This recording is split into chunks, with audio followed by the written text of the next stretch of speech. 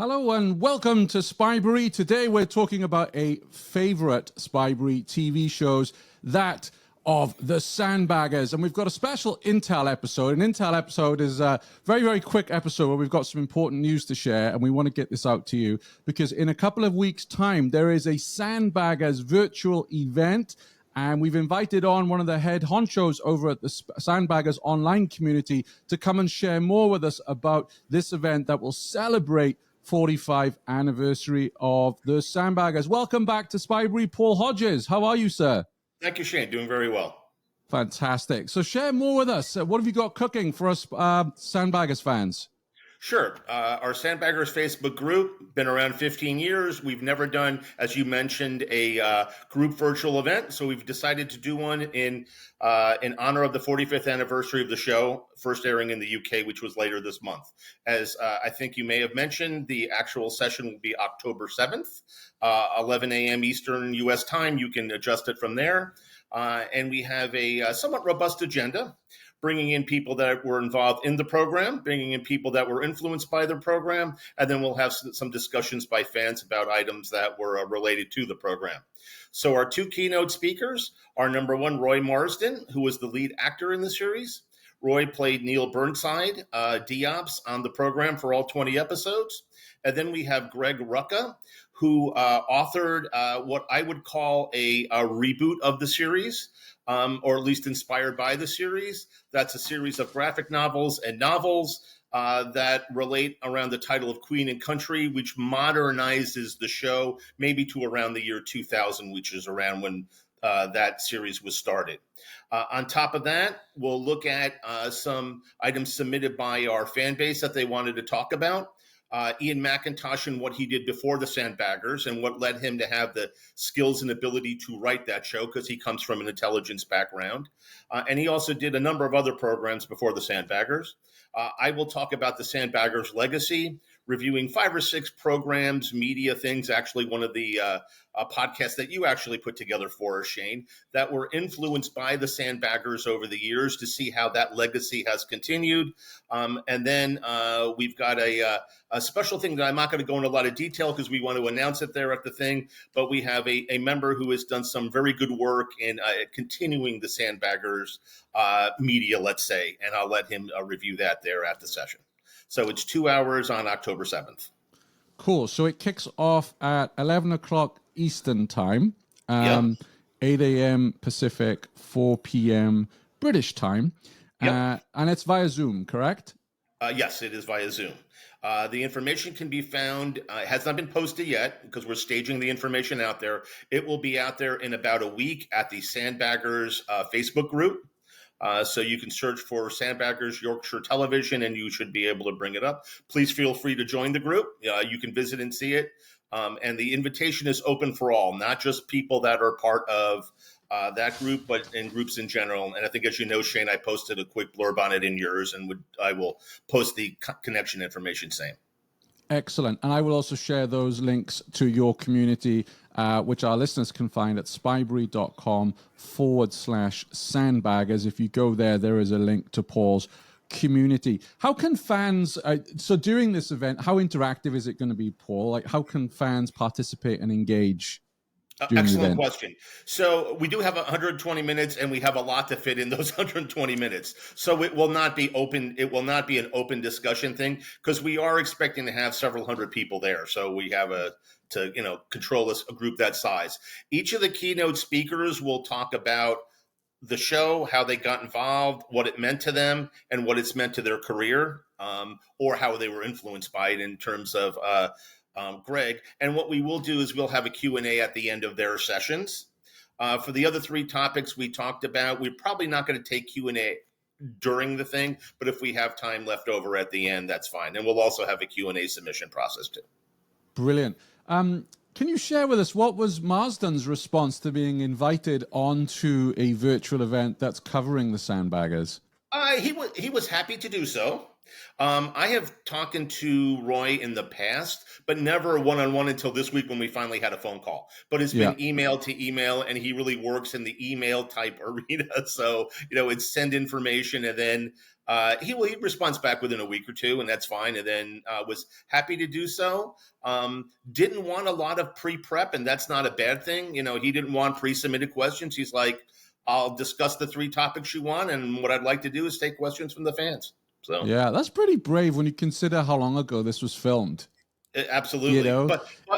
But again, I don't want to speak for him. It was a key event in his career that was really, in my view at least, I'll give you my personal view, his first starring role. So that launched him to basically from that point on only having starring roles when he did in something. So I think it was very important to him. But it's still like 43 years ago, and Greg right? Rucka, just for a second, since you mentioned Roy, was very excited to be involved, was very gracious, almost honored that I would invite him. And frankly, I was more honored that he said yes, he would participate. So I thought it was real good. Yeah, I'm always amazed when actors can recall things that they've made. I mean, you think about it, this is 40-odd years, 45 years.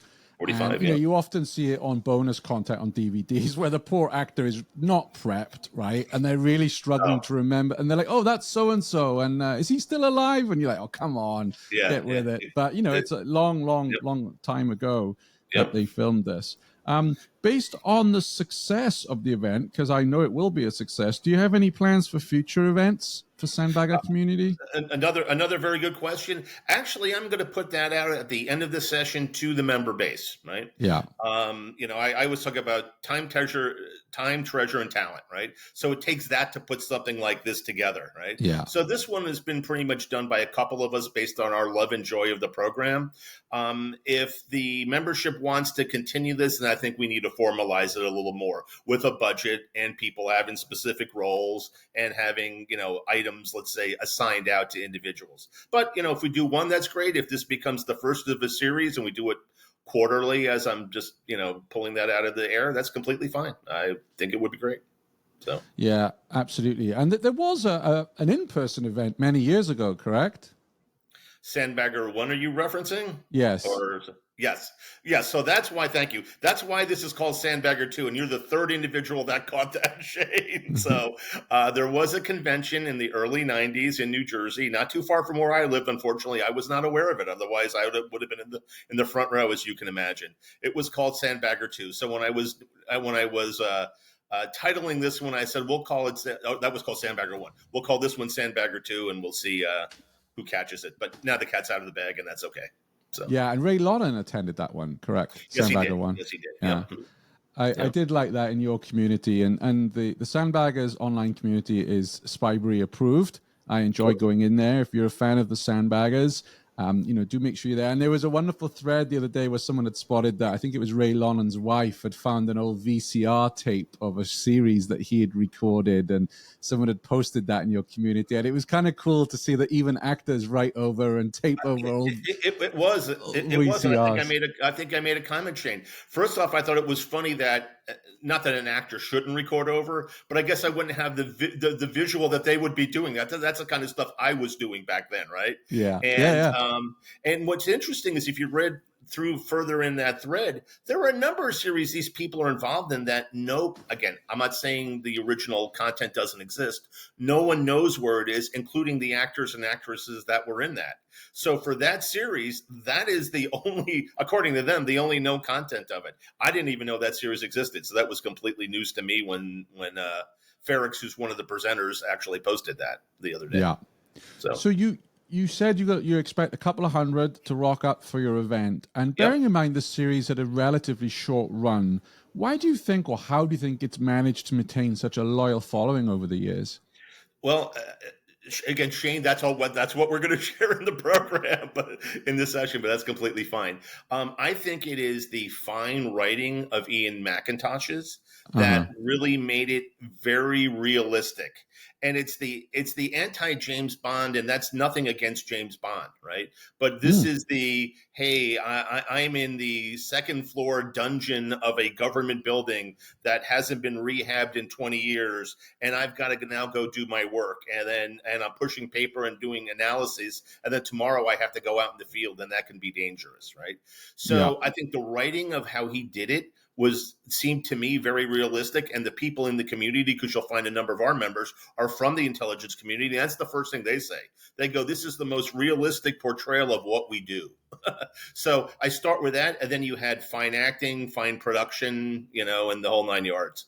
Got it. And I think one of the things you'll see, and again, I'm not going to spoil what the things we're going to announce is, but one of the items we did look at are the sets and the items created for the program. And all I ever hear was this was done on the cheap.